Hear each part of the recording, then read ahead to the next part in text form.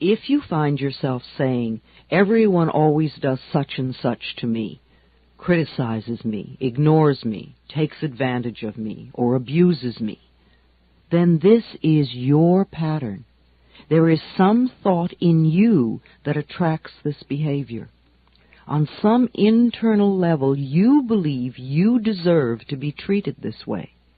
Or you treat other people this way, and it is just coming back to you. Whatever we give out, mental, physical, or verbal, will come back to us. When we no longer think or behave this way, the other people will change their behavior, or they will go and do that to someone else who believes they deserve it. You will no longer be attracting the experiences you say you do not want. Whether we want to change a life experience or a physical problem, the place to begin is to say so. Literally say, I am willing to release the pattern within me that is creating this experience or this condition. You can say this to yourself over and over every time you think of your illness. Say this with me now.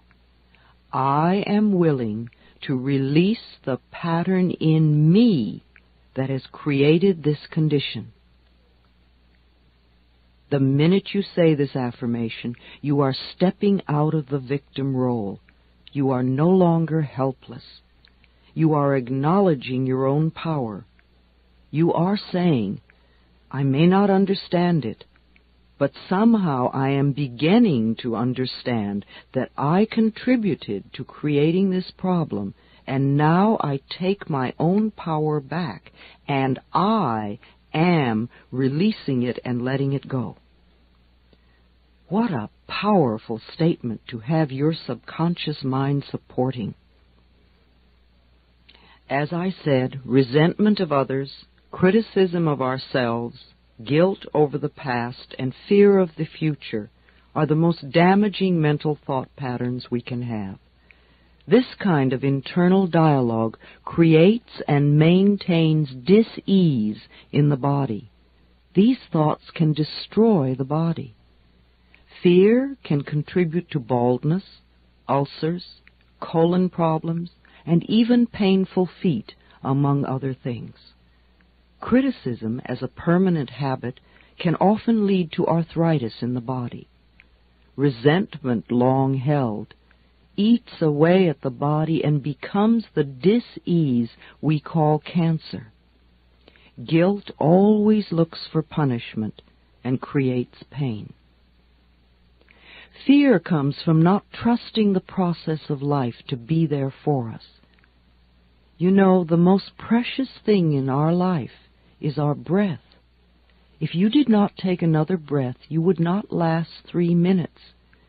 Yet you have such faith that your next breath will be there, that you don't even think about it when you exhale. Now, if the power that created us has given us enough breath to last for as long as we shall live, can we not begin to trust that the rest will also be provided for us?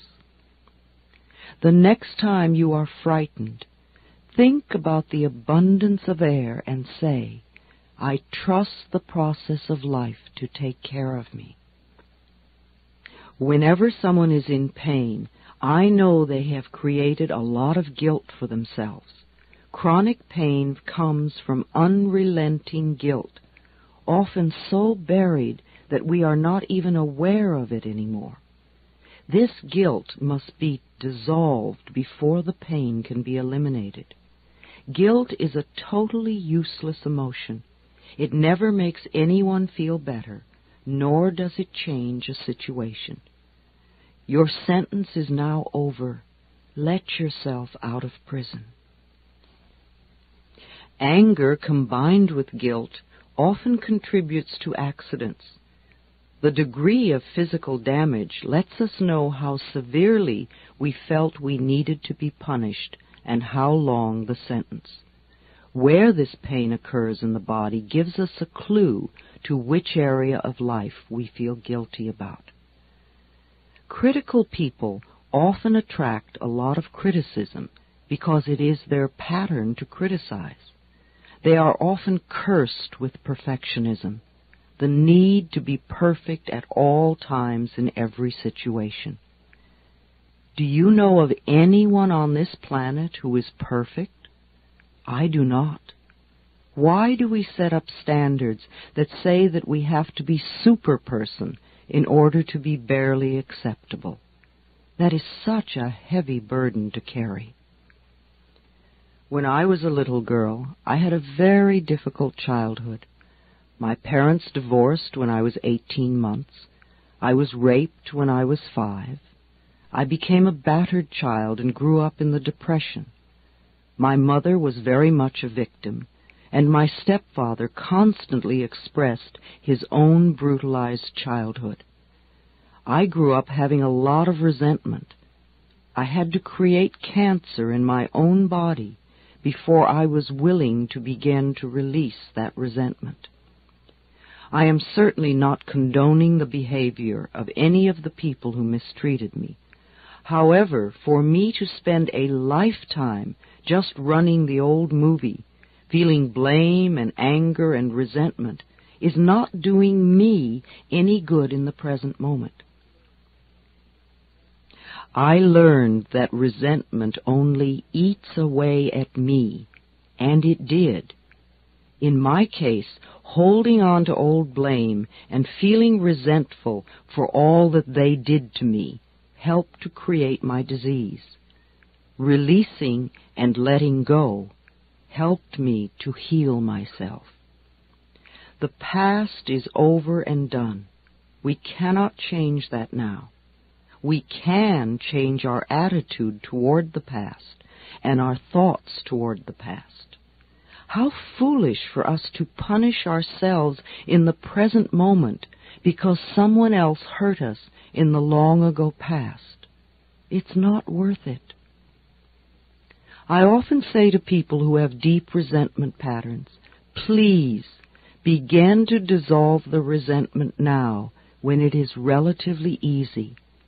Don't wait until you're under the threat of a surgeon's knife and you have to cope with panic too. It is vital that we release foolish, outmoded, or negative ideas and beliefs that do not support us and nourish us. Our concepts of ourselves and of life and of God must support us, not negate us. No matter what our disease, if we choose to believe that we are helpless victims and that it is all hopeless, then the universe will support us in that belief and we will just go down the drain.